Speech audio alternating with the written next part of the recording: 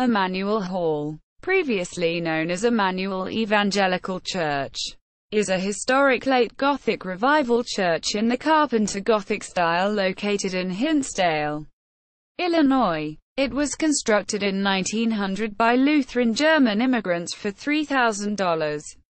Services in the one-story building were conducted in the German language until the 1930s, when the church became affiliated with the Evangelical and Reformed Church and began services in English.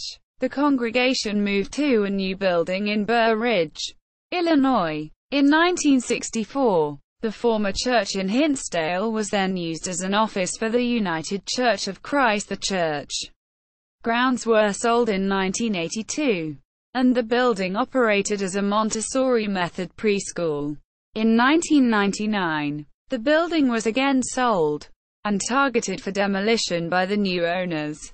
A deal was brokered between the owners and the Hinsdale Historical Society to preserve the main church building. The remaining building was added to the National Register of Historical Places in early 2001.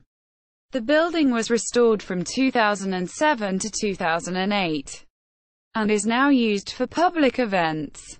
Hinsdale Historical Society. Immanuel Hall. Timeline. National Register of Historical Places. Immanuel Evangelical Church.